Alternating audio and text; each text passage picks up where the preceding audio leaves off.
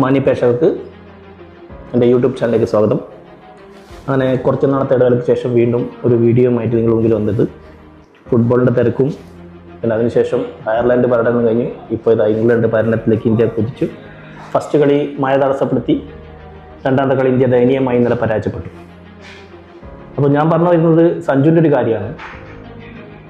World cup ഇന്ത്യക്ക് നേടിക്കൊടുത്ത ഒരേ ഒരു താരം സഞ്ജു. അത് സഞ്ജുവിനെ എതിർക്കുന്ന ആൾക്കും പറഞ്ഞാൽ മനസ്സിലാവുന്ന ഒരു കാര്യമാണ്. കാരണം ആരും കണ്ടടച്ച് വിശ്വസിക്കുന്ന ഒരു കാര്യമാണ് സഞ്ജു കൊണ്ട് ഉള്ളതുകൊണ്ട് മാത്രമാണ് അവസാനം 3 മത്സരങ്ങളിൽ ഇന്ത്യ ജയിച്ച് വേൾഡ് കപ്പ് സ്വന്തമാക്കിയെന്ന് പറഞ്ഞത്. പക്ഷെ ഞാൻ ചോദിക്കുന്നത് അതല്ല. ഈ അവസാനം ഇന്റർനാഷണൽ 6 മത്സരങ്ങൾ കളിച്ച സഞ്ജു 3 50 അടിച്ചു. അതായത് 97, 87, 89. അതിനുശേഷമാണ് അയർലൻഡ് പര്യടനത്തിൽ 2 പരാജയപ്പെട്ടു. ഇപ്പം കഴിഞ്ഞ ഫസ്റ്റ് കളി മുടക്കിയ ആ മത്സരത്തിൽ സഞ്ജുവിന് കാര്യമായിട്ടൊന്നും സംഭാവന ചെയ്യാൻ പറ്റിയില്ല. ആ ഒരു കാരണത്തിലാണ് ഇപ്പം ഇഷാന്ത് കിഷനെ വിക്കറ്റ് കീപ്പറാക്കി. രണ്ടാമത്തെ മഴ മുടക്കിയ മത്സരത്തിൽ തന്നെ നമുക്ക് മനസ്സിലായിട്ടുണ്ടായിരുന്നു വിക്കറ്റ് കീപ്പർ ഇഷാന്ത് കിഷന് കൊടുത്തരെ സഞ്ജുവിൻ്റെ സ്ഥാനം എവിടെയാണെന്നുള്ളത് നമുക്ക് ഏകദേശം പിടുത്തം കിട്ടി. അത് ക്രിക്കറ്റിനെ സ്നേഹിക്കുന്ന സഞ്ജുവിനെ സ്നേഹിക്കുന്ന ആർക്കും ഉള്ളിലൊന്ന് കാളി പെട്ടെന്ന് മനസ്സിലാവുന്നൊരു കാര്യമാണ്. ഇത് എവിടെ പോയി അവസാനിക്കും, ഇനി സഞ്ജുവിൻ്റെ സ്ഥാനം എന്താണെന്നുള്ളത്. ഇനിയിപ്പോൾ എനിക്ക് തോന്നുന്നത് സഞ്ജുവിനായി നമ്മൾ IPL ചെന്നൈ സൂപ്പർ കിങ്ങിൽ മാത്രം കണ്ടാൽ മതി. ഇന്ത്യൻ ടീമിലേക്ക് കയറാൻ വളരെ ചാൻസ് കുറവാണ്. കാരണം ഇഷാൻ കിഷൻ വിക്കറ്റ് കീപ്പറായിട്ട് വന്നു.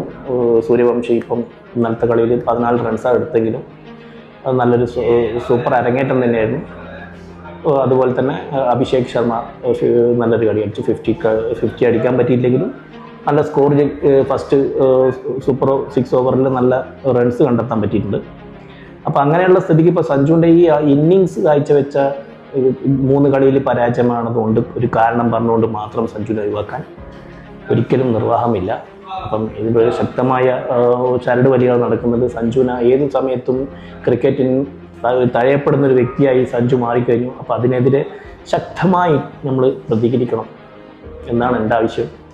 അപ്പം തീർച്ചയായും അടുത്ത എന്തെങ്കിലും സംഭവിച്ചാൽ തന്നെ അടുത്തൊരു വീഡിയോയിൽ ഇംഗ്ലണ്ടിൻ്റെ അടുത്ത കളി കഴിഞ്ഞൊരു വീഡിയോ നമുക്ക് കാണാം. വീണ്ടും സന്ധിക്കും വരെ വണക്കം. പിന്നെ ഈ വീഡിയോ ചെയ്യുമ്പം ഉൾക്കൊള്ളിക്കുന്ന ഒരു പരസ്യം, പല വീഡിയോകളിൽ നമ്മൾ പരസ്യം കാണുന്നുണ്ട്. പക്ഷേ ഇനിയുള്ള വീഡിയോകളിൽ നമ്മളതായിട്ടുള്ള ഒരു പൊടിക്കൈ പരസ്യങ്ങൾ നമ്മൾ എടുക്കുന്നുണ്ട്. ഇപ്പം നാട്ടിലൊക്കെ നല്ല മഴക്കാലമാണ്, ഈച്ച ശല്യം കൂടുതലാണ്. അപ്പം നമ്മൾ തന്നെ കണ്ടുപിടിച്ച ഒരു പുതിയ ടിപ്പാണ്. വീട്ടിലിപ്പോൾ എല്ലാവരും ക്ലോറക്സ് ഉപയോഗിക്കുന്ന ആൾക്കാരായിരിക്കും. അതായത് വീട്ടിൽ വെള്ള വസ്ത്രം കലക്കാനും തറ തുടക്കാനൊക്കെ അധിക വീടുകളിൽ ഇപ്പം ക്ലോറക്സ് ഉപയോഗിക്കുന്നുണ്ട്.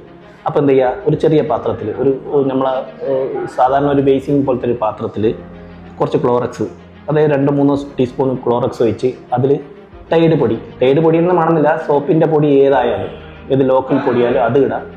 കുറച്ച് ചൂടുവെള്ളം, പിന്നെ നമ്മൾ കൈ കഴുകുന്ന ലിക്വിഡ്, ഏത് ലിക്വിഡായാലും, അല്ലെങ്കിൽ ലിക്വിഡ് കിട്ടാത്ത ആൾക്കാരാണെങ്കിൽ ഒരു ഷാമ്പു പൊട്ടിച്ച് വെച്ച് അത് നമ്മൾ ഈച്ച ശല്യം ഏത് ഭാഗത്താണോ, അടുക്കള ഭാഗത്താണോ ഈച്ച കൂടുതലുള്ളത് ആ ഭാഗത്ത് വെച്ച് കഴിഞ്ഞാൽ ആ ഭാഗത്തേക്ക് ഈച്ച അടുക്കില്ല എന്നുള്ള കാര്യത്തിൽ 100% ഉറപ്പ് തരാൻ പറ്റും. പക്ഷേ ഈ പരസ്യം വെച്ചിട്ട് നിങ്ങൾ വീടിൻ്റെ അടുക്കളയിൽ ഈ സംഭവം ഞാൻ പറഞ്ഞത് കാരണം ഉണ്ടാക്കി വെച്ചിട്ട് നിങ്ങൾ എന്ത് ചെയ്യുക, ഈച്ച വീടിൻ്റെ വേറെ ഏതെങ്കിലും സൈഡിൽ വന്നാൽ എന്നെ കുറ്റം പറയാനോ തെറി വിളിക്കാനോ വരരുത്. കാരണം ഞാൻ പറഞ്ഞത് 500 മീറ്ററിൻ്റെ ഉള്ളിലൊന്നും ഈച്ച പോകുന്നതല്ല.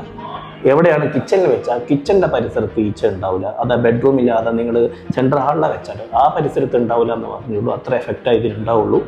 അതല്ലാതെ ഇത് നിങ്ങൾ പൈസ കൊടുത്ത് വാങ്ങുന്ന സാധനവും ഞാൻ നിങ്ങൾക്ക് പറഞ്ഞു തരുന്നതിന് ഒരു ടിപ്പോ കാര്യമൊന്നുമില്ല. അപ്പോൾ എന്തായാലും ഇതെല്ലാവരും ഒന്ന് ഫോളോ ചെയ്ത് വെച്ചോ. ചാനലും ഫോളോ ചെയ്യുക.